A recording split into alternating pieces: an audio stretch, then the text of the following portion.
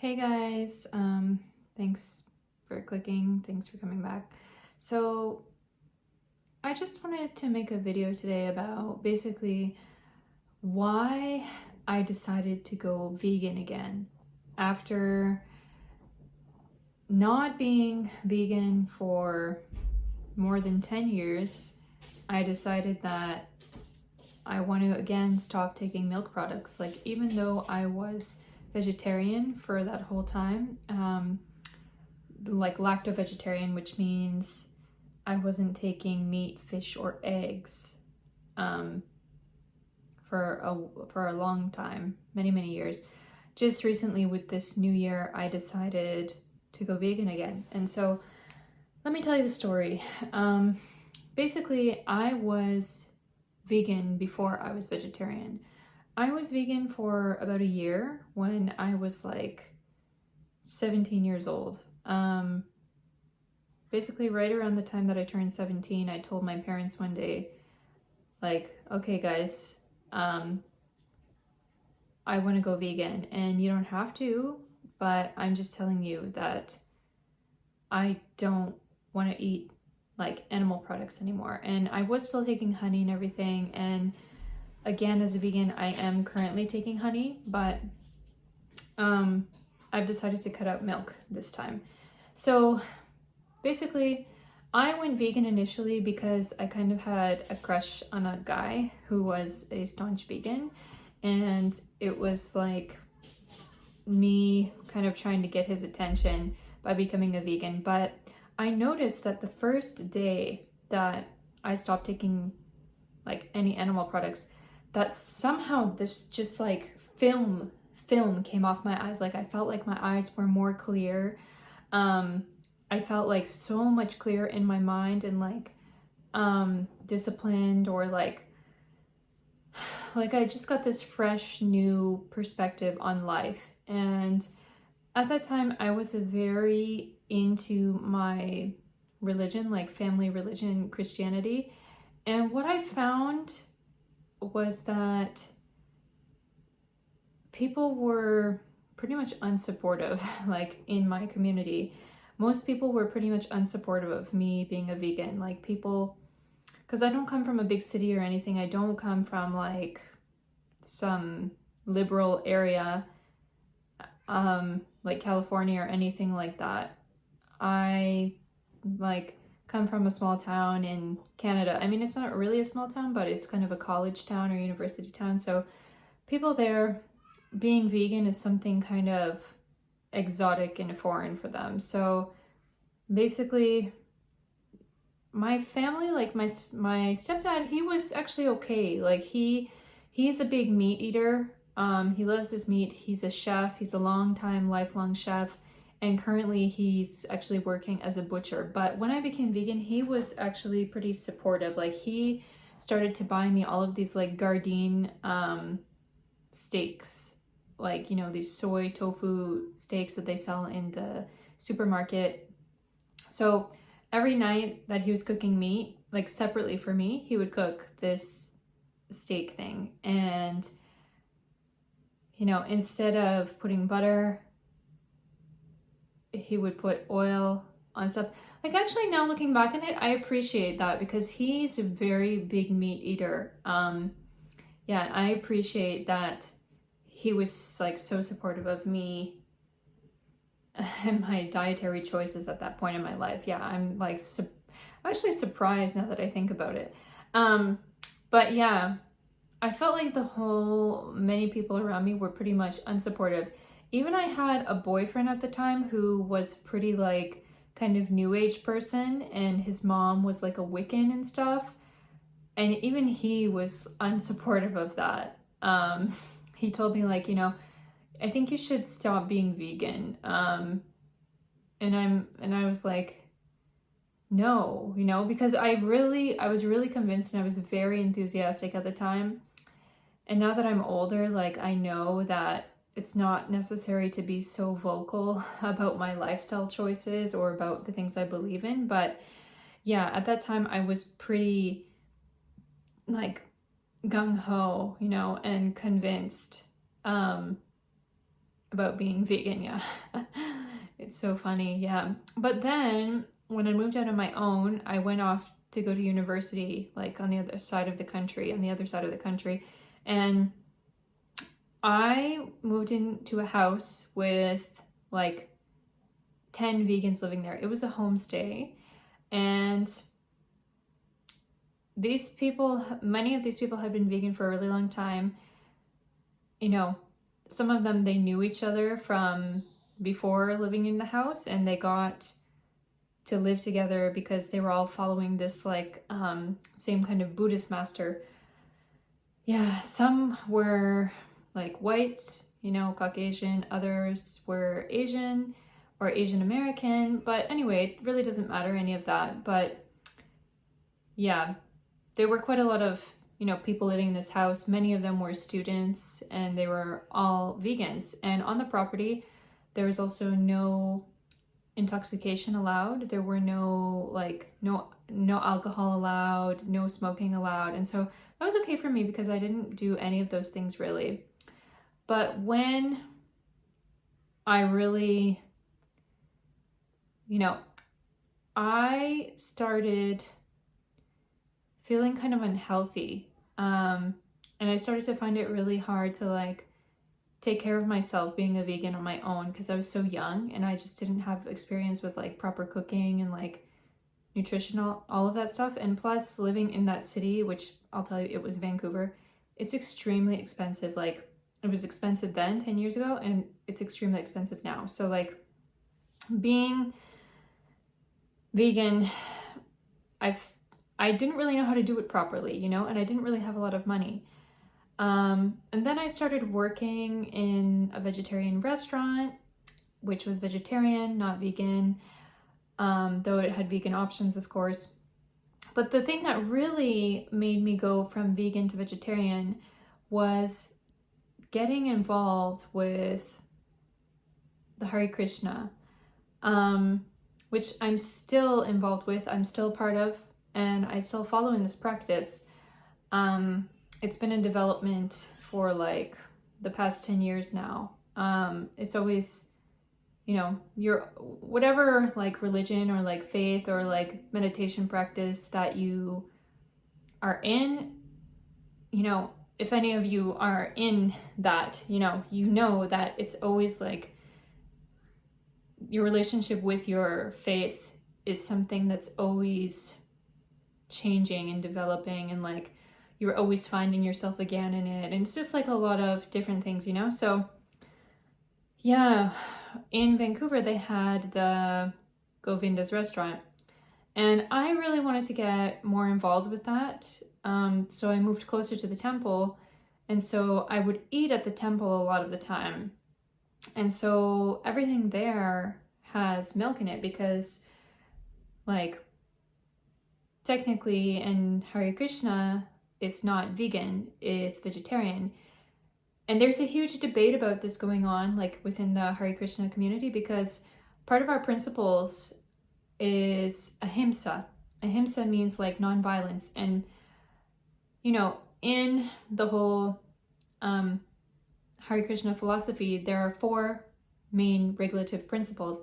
One is no meat eating, like that means no meat, fish, eggs, and that includes like gelatin and all of that.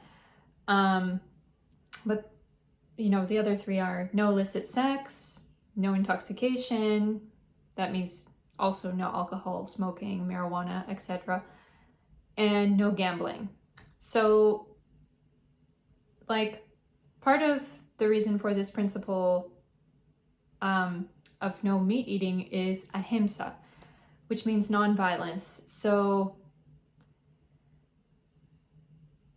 there's a big debate going on in the Hare Krishna movement because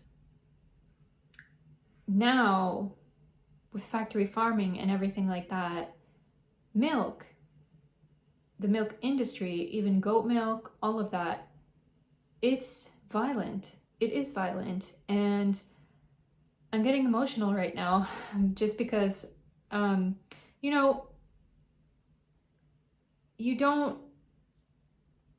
people don't want to watch the videos, can you really say, like, you know, there are some communities in the Hare Krishna, like farm communities, where they are doing like cow protection and doing ahimsa milk, which means like non-violent milk production, which is basically just like the old-fashioned way of milking the cow with your hand and treating her nicely and loving her and all that. But look, the people in the world, you know, in the cities, in, you know, the towns, wherever, you know, where they're not like living on the farm and they're not making that milk themselves, or they don't have access to that ahimsa milk. It's like all the other milk that's out there, it's violent. It really is. The cows are abused. They're used, abused. They're suffering. And especially now that I'm a mom, like I became a mom around 3 years ago now. And I have 2 kids now. One is 3, one is 10 months.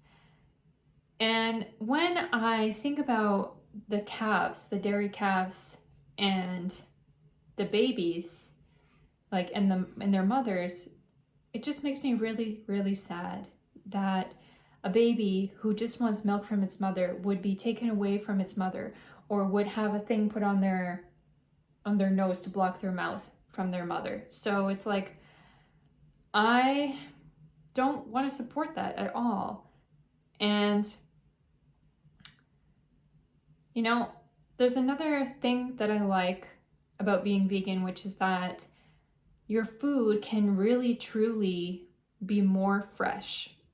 Because also, you know, in the Hare Krishna, we have this principle that, which is basically based on Ayurveda, you know, the ancient science of medicine and, you know, general lifestyle, healthy habits from India, is that all of your food should be really, really fresh. And dairy, when you're buying it from the supermarket or from the market, it's not like, again, it's not like it's straight off the farm. It's not straight out of the cow's udder. Like, can you really say it's fresh? It's not fresh. They put all sorts of preservatives and like stabilizers in the dairy, you know, whatever you're buying, a yogurt or a, you know, even if it's plain yogurt, or like, you know, of course they have to keep it cold, but like those pasteurized milk products, that's not the epitome of freshness, you know? Like for myself, now I am also a person, I don't like buying pre-made vegetarian meats. I don't like buying, you know, these things in the carton, oat milk, soy milk, like that, because I, again, feel like there's preservatives in that. It's not fresh. It's not healthy. It's not as healthy as it could be. So I buy my own dried soybeans. I make my own soy milk. I make my own tofu. I can make that, you know, 2 to 3 times a week, you know, in batches or whatever. But yeah, when you're buying a milk product in the shop, it's not fresh. It's been sitting there, you know, for a long time. And that's not normal for it to be able to keep that long. Yeah. But also I want to say that being vegan for my health, you know, since I've become vegan again, it's been since like basically January 1st. It's been only like less than a month now. But since I've been staying vegan, I feel in my own consciousness, like in my own energetic field, that I'm somehow ascended. Like I don't have as much negativity. I feel peaceful. I feel like I can just kind of let the energy of the universe or of God, you know, guide me. And I feel much more intuitive and in tune because I don't have all of the negativity and suffering from those suffering animals in my system. Yeah. So, you know, we can speak about my health as well. already I was pretty much not, let me say this, if I would drink milk, I would be itchy in all the wrong places in my body. And then I would have to do things to, like, you know, get rid of the yeast and stuff. So I think I don't tolerate milk very well generally. And I'm happy to have that, like, cruelty and suffering out of my life again. Now that I'm married, I have a stable home, and I'm like in the kitchen all the time anyway. Like, my family is already vegetarian, so it's not that hard for me personally to just not take dairy. And, you know, it helps to have a partner who is also on the same kind of path as you, which my husband, he's like a lifelong vegetarian for 30 years. Since he was a young teenager, he was vegetarian. So, you know, he's supportive of me as well. Though he loves his cheese, he, you know, he will eat cream, sour cream, and all that. I don't think he's gonna turn vegan anytime soon, but he's totally cool with me. He's very supportive of me. Yeah, and he will never force me to eat dairy. He'll never force me to, you know, do things that I truly believe are not good for myself. So yeah, that's it. That's why I've become vegan again. And I want to say shout out to my friends Anastasia and her husband Louise, who kind of inspired me again because they're vegans. And I want to say for my birthday in December also, we went to the restaurant of this group, the Supreme Master, you know, this loving hut restaurant, which is totally vegan and all about changing the world through veganism, which I really appreciate and I really admire. I really admire this group. I really would like to do something a bit more with them. I think they're very cool. So I may, you know, hang out with them a little bit sometimes in the future if we can, because we're so busy with our kids. But yeah, I really appreciate what they're doing, and it really got me back to remember of the time when I was vegan so many years ago, and made me want to try it again. Yeah, so that's all, and thanks for listening, everyone. Have a good day, have a good night, whatever time it is where you are, and blessings to you, and may all the peace in the world come to you. So have a good one. Bye.